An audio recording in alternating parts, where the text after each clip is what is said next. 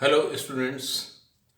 पंडित नवल किशोर शर्मा राजकीय स्नातकोत्तर महाविद्यालय दौसा के BCom part second के समस्त विद्यार्थियों का इस वीडियो क्लास में एक बार पुनः अभिनंदन करता हूं।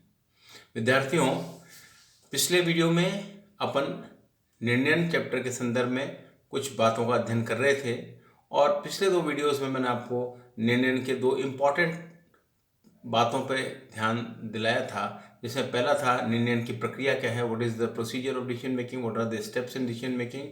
और कल अपन ने वीडियो में जो चर्चा की थी वो थे निर्णय के सिद्धांत या प्रिंसिपल्स ऑफ डिसीजन मेकिंग। आज की इस क्लास में इस चैप्टर को मैं कंप्लीट करने का प्रयास करूंगा और आज जो हम पढ़ने जा रहे हैं इस वीडियो के माध्यम से, इसमें अपन एसेंशियल्स ऑफ साउंड डिसीजन मतलब सुदृढ़ निर्णयों के आवश्यक तत्व क्या होते हैं उनको अध्ययन करेंगे, या निर्णय में ध्यान रखने योग्य बातें हैं, factors to be considered in decision making, that what are the factors, various factors which we should consider in decision making.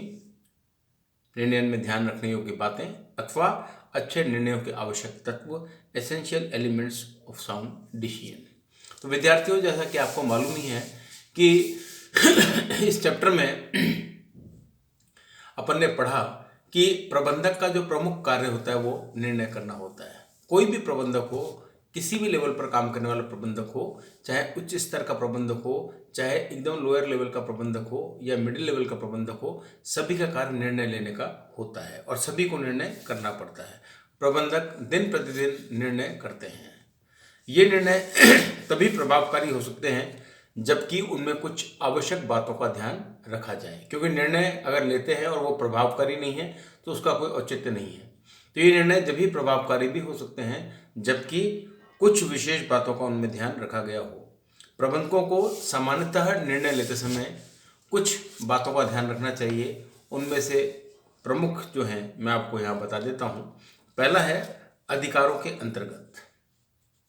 अधिकारों का अंतर्गत का मतलब क्या है, विद इन द अथॉरिटी, कि मतलब प्रबंधक जो भी निर्णय करें वो अपने अधिकारों के अंतर्गत करें, विद इन देयर अथॉरिटी करें।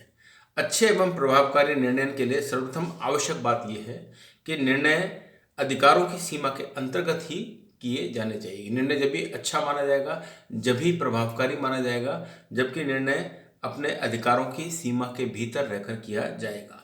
किसी भी प्रबंधक को अपनी सीमा से बाहर जाकर निर्णय करने का अधिकार नहीं होता।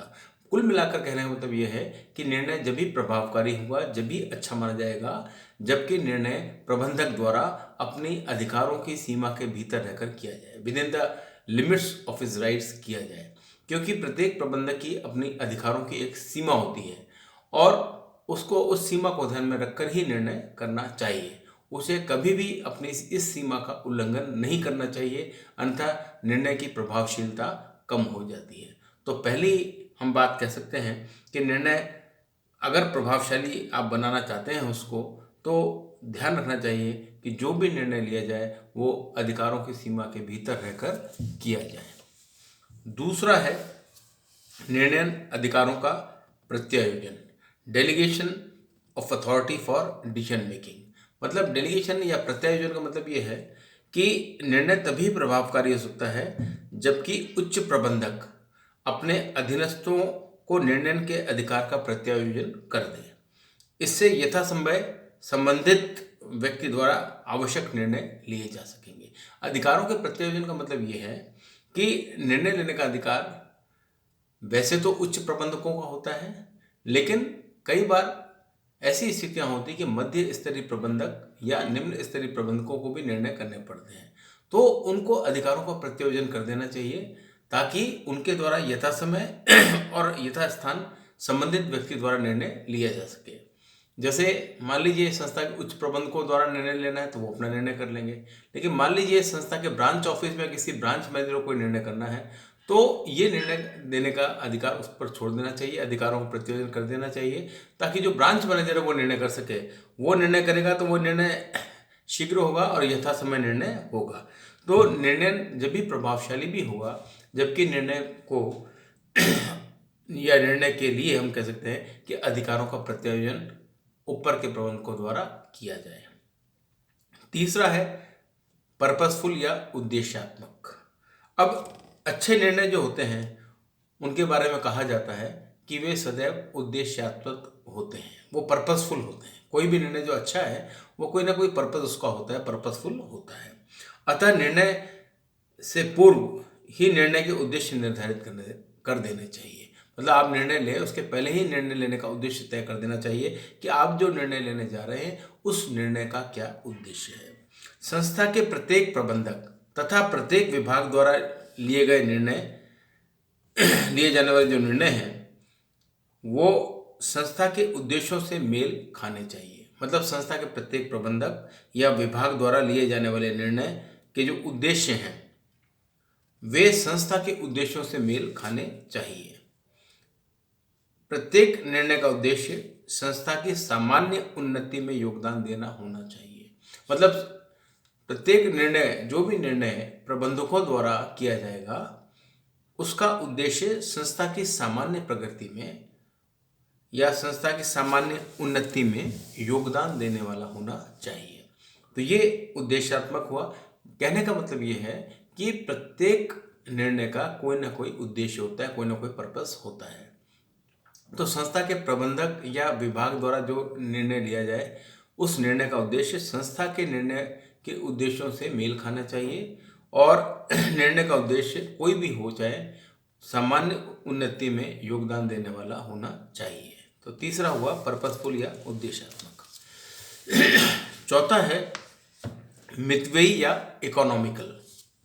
अब प्रत्येक जो निर्णय है वो इकोनॉमिकल या मितव्ययी होना चाहिए।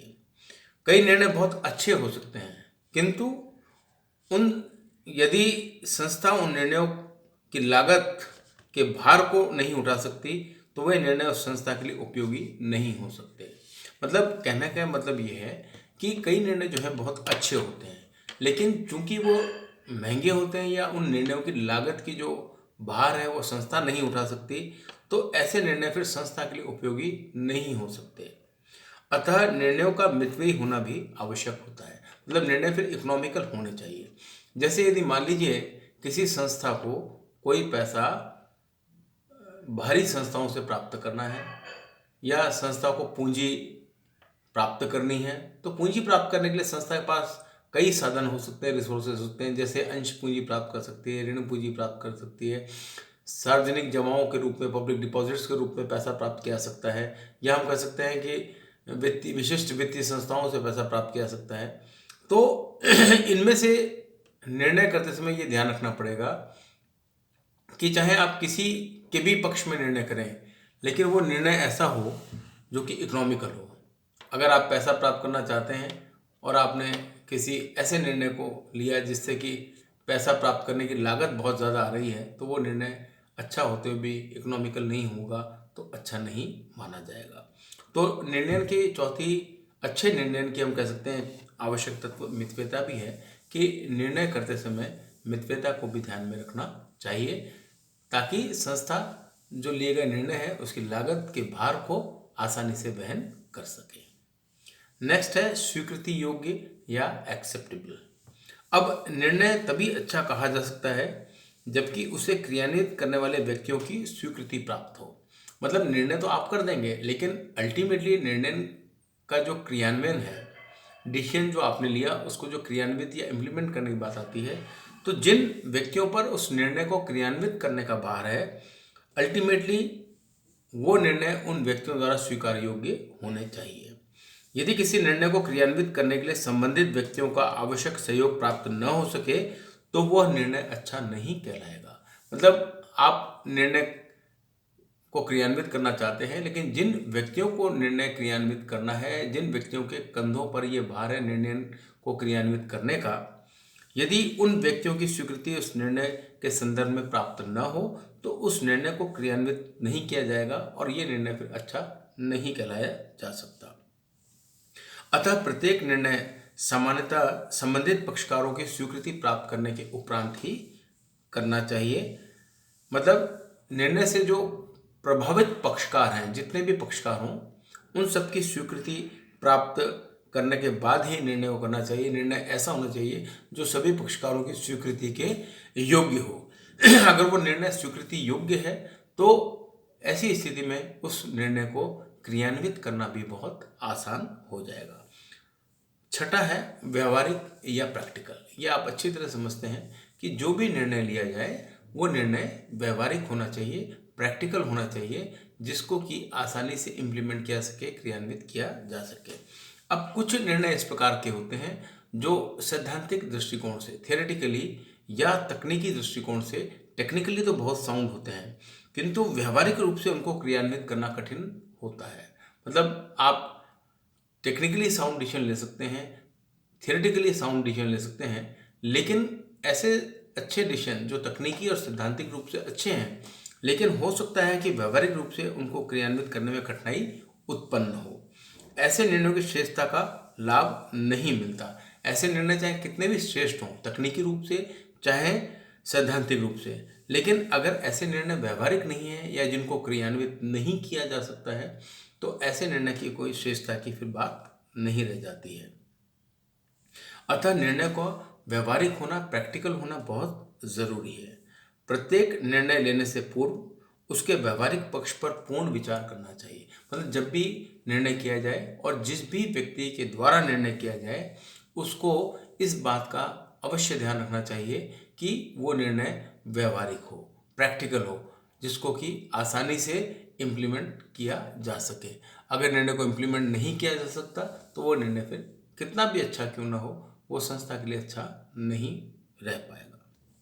नेक्स्ट है वैधानिक या लीगल।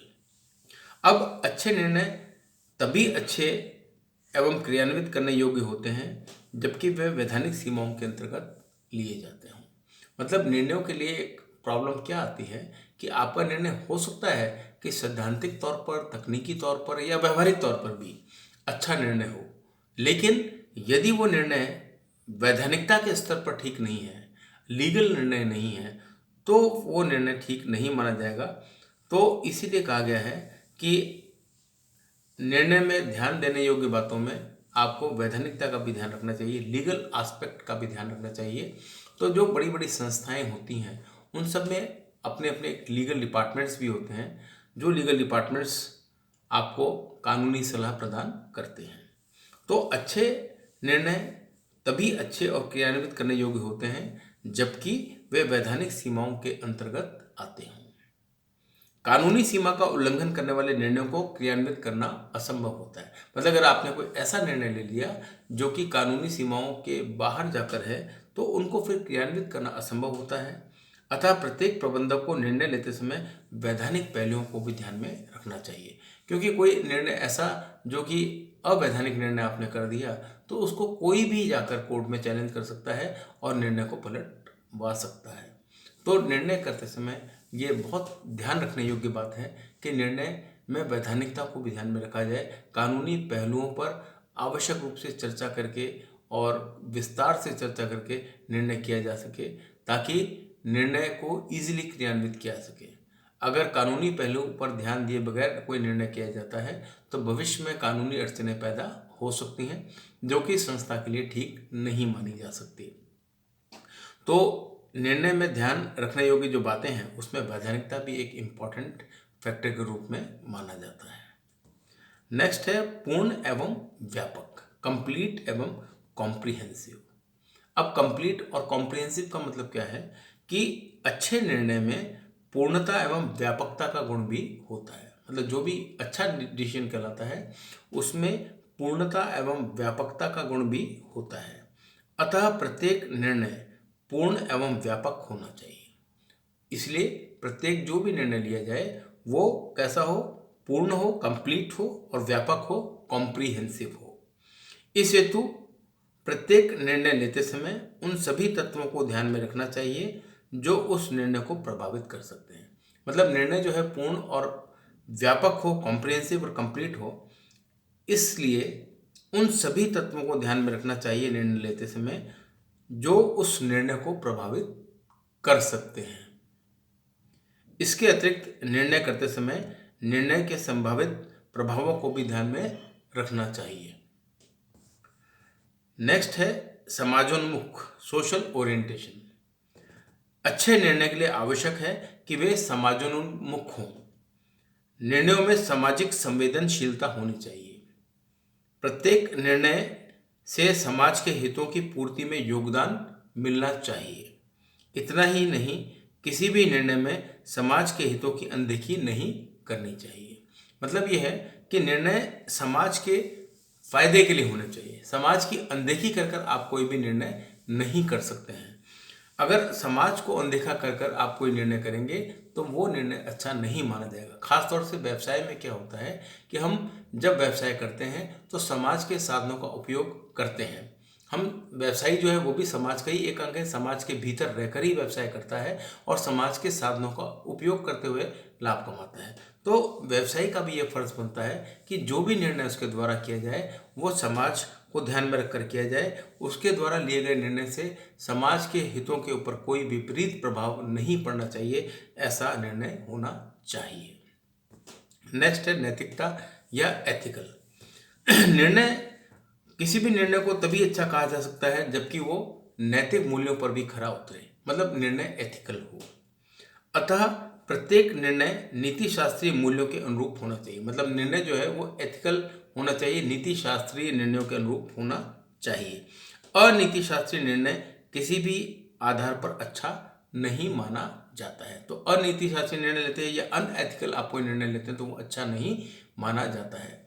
जैसे मान लीजिए कि संस्था के लाभ को बढ़ाना है, तो लाभ बढ़ाने के बहुत से फैक्टर हो सकते हैं कि आप उत्पादन की लागत कम कर दीजिए या आप प्रॉफिट मार्जिन थोड़े कम कर देंगे तो आपका माल ज़्यादा बिकेगा और आपके टर्नओवर के बेस पे आप ज़्यादा पैसा कमा सकते हैं। लेकिन यदि आपने ये निर्णय कर दिया कि हम मुनाफाखोरी करके या जमाखोरी करके लाभ कमाएंगे तो ये एक निर्णय आपका हो सकता है, लेकिन ये निर्णय अनएथिकल माना जाएगा, ये निर्णय नैतिक नहीं माना जाएगा। तो निर्णय जो है वो एथिकल भी होना चाहिए। निर्णय ऐसा हो जो कि नैतिक मूल्यों के अनुरूप हो, जो समाज के नैतिक मूल्यों को बताता हो, दर्शाता हो, और जो समाज के नैतिक मूल्यों के विपरीत होगा तो वो निर्णय अच्छा नहीं माना जाएगा। और लास्ट है यथा समय टाइमलीनेस।